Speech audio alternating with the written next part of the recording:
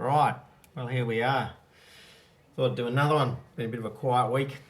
So I guess the big questions are, has it got more to go? So this is the S&P 500. I think it's got more to go. This is the move since the COVID low. There's this level in here. That's the breakout after, let's put that in red. That's the breakout after the US election vaccination news.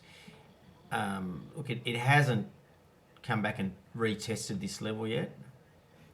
And I think there's a good chance that it will.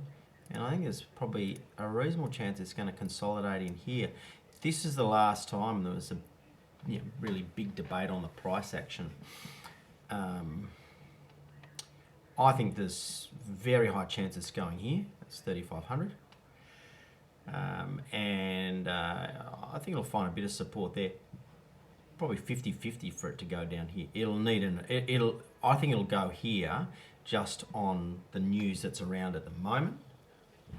I think if there is some bad news coming out there or some other big liquidation event, which I think whether it's a cause or result, whatever. Bitcoin will be the one to watch.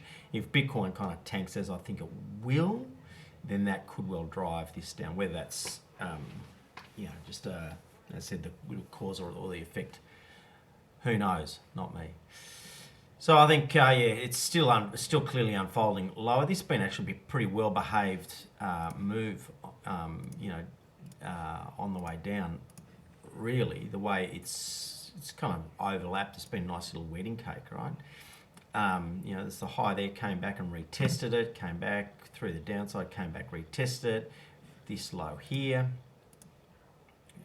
which it then retested here. This low here, which it retested there. This low here, that'll be the next one to go if this thing keeps tracking as it does, and it'll have a leg lower, and I suspect that will be the point for it to go to on its next leg.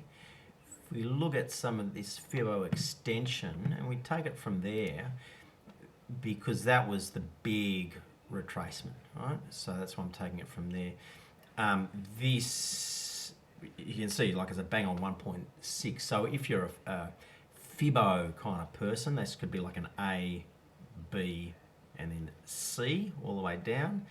And it's probably done 1, 2, 3, 4, 5. I don't know, or 1, 2, 3. I don't know. That's probably not. It's probably the third one in there. The Fibo, the Elliott wave stuff, it's a bit weird, right? I don't always subscribe to it, but sometimes it does have an uncanny knack of working out. But there are, I guess the value is, there's a few things pointing to this 3,500 level. One, of course, is the 50% retracement of there, right? Of the big move. Second one is, it's a level where there was previous very strong resistance, okay? They have it turning into support, right? The third one is, as this is unfolding lower, the Fibo extensions have a habit of pointing to there. Let's have a look at this one. Yeah, that one falls short, doesn't it? So it's got a habit of those extensions kind of point to that same place as well. The other one is just in here. There was a bit of vertical price action there that didn't overlap. All these other moves, right? They really do overlap. Now that high here comes back and revisits it. This high here, when it came back and revisited in here. But when it broke through there, it went all the way up. That high there got revisited. This high here got revisited. This high here got revisited. So this one didn't, okay? And that was on my books for a long time as a target. And if you do it on the wide there, it shows up more clearly in the weekly. that big gap in there, partially filled in there, that was a very magnetic zone for it to come back into, and no surprise it did a bit of chopping around there. There is another one which is a little less obvious to see, but it is there, which is in here. Okay.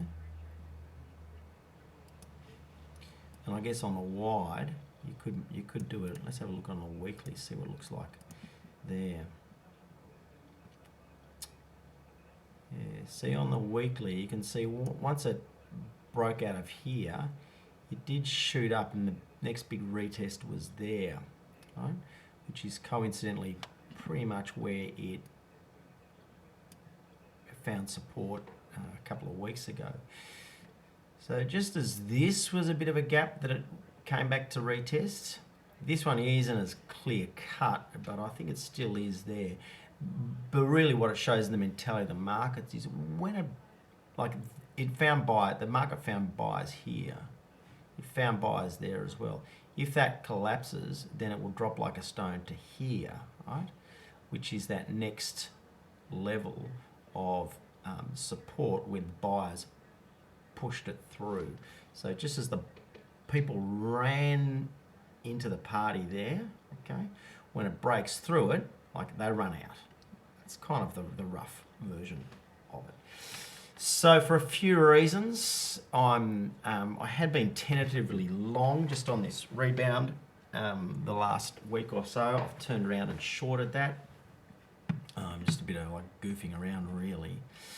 And that's what I'm thinking. My macro view is still that there's risk situation here. I do think yields have certainly done their dash. Let's have a look at the yields. You can see, let's take this the US 10 years. It's totally hit the targets that I had. Look at that, on the nose, right? That's that previous 2018 high. And from that move there, that's a 1.6. That's that target I had in mind. So it's totally expect for it to come back. So I got out of my short US and Aussie bonds. I've now got curve positions on. If we look at the US 2 years, same thing, where it has come back and hit certainly hit these targets. And you can see that it's coming back massively overbought on yields, oversold on the prices. Let's have a quick look at the Nasdaq. You know, look, that's on a linear scale, right? This is what concerns me about having any long view at the moment. That really is the gap for it to come back to. Look, there's some. I think there's certainly some price weakness that it's still very much exposed to.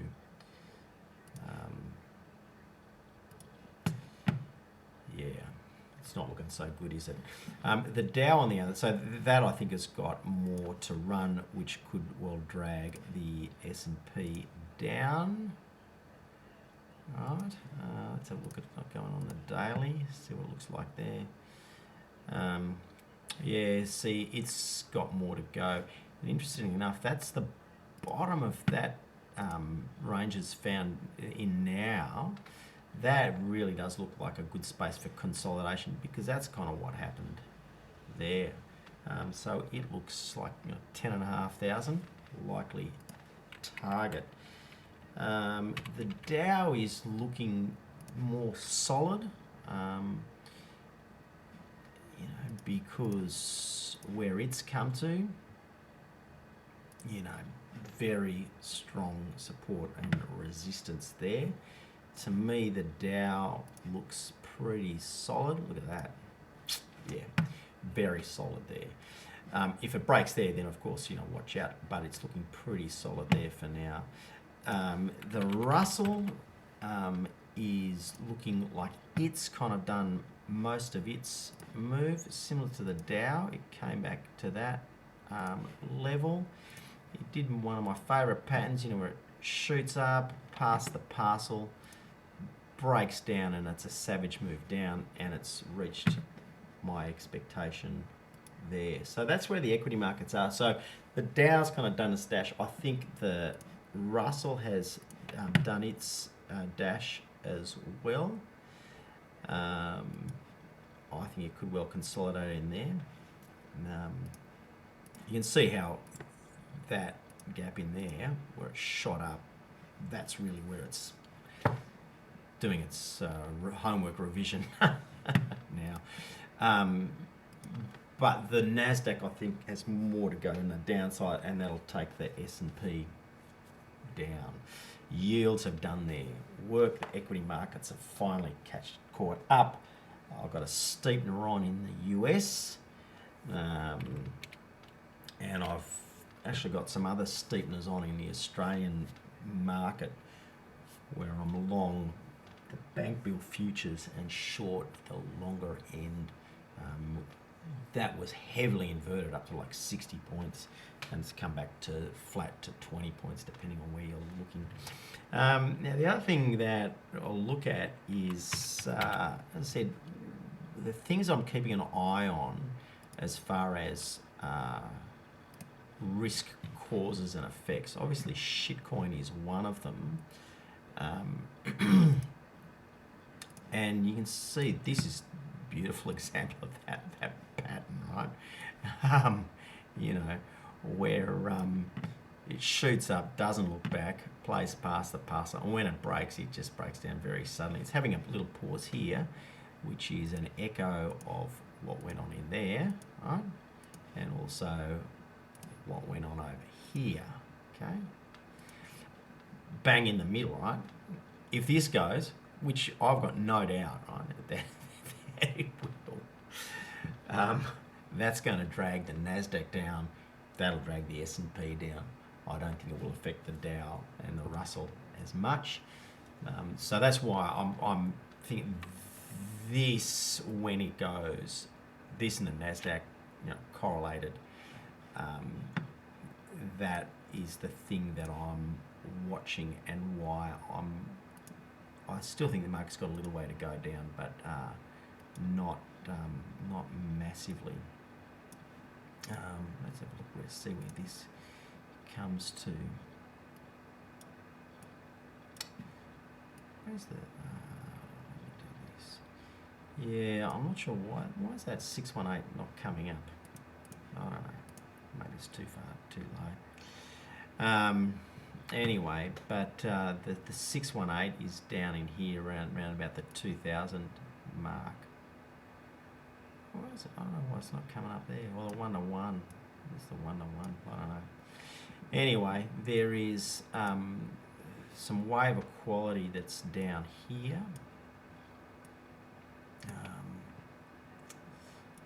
Not quite sure what's going on with my charts there. There's something going funny, but there's a wave of quality in here which takes it down to around about 11 or 12,000. Now, so that's on Bitcoin. Now, the interesting thing about Bitcoin is we can see in a couple of other markets, copper. I've been short copper, and because it's basically done the same pattern as you can see as Bitcoin, funnily enough, shot up. Didn't really look back, past the parcel, and when it broke this level, $4, went short from, it's like 397 or something like that. I shorted it. It's going down, and just as Bitcoin had this little pause halfway up, like just in there, you know, that's what copper is doing. So I think it's got more to go on the downside. Silver, interestingly enough, same kind of pattern. This is the story of commodities coming off, with inflation basically eating its own heart out, right? So you can see here, you know, it shoots up, plays past the parcel, and when it breaks this level here, right, very savage to the downside. So it's probably got like more to go. And similar to Bitcoin, funnily enough, it's kind of paused back at one of those previous highs, like back in mid 2010s.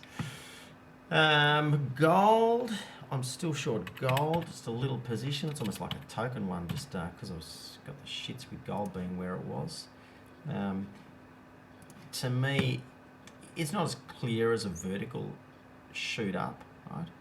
But I still think it displays some of those same characteristics of it had a lot of price action here and then did shoot up pretty quickly, and it has played past the parcel.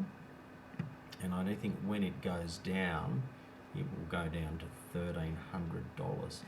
I mean, it did it recently here, okay? Around about this 1940 mark. That's when I shorted it, and I've kind of ridden it down. And I do think there's this level around it here somewhere, right, where it tried to break it before, this beautiful little double bottom there. If it breaks through there, then it's going. That's the level, like that 1760 level. When it hits there, that I think is going to be the last gasp for gold. So it's a bit get prepared in my books. Right, look, that's pretty much it. I'm not going to do currencies today. I'm still slightly long the Aussie, like small, and it hasn't been going for me. Let's look at it while I'm here. It's actually looking pretty weak at the moment.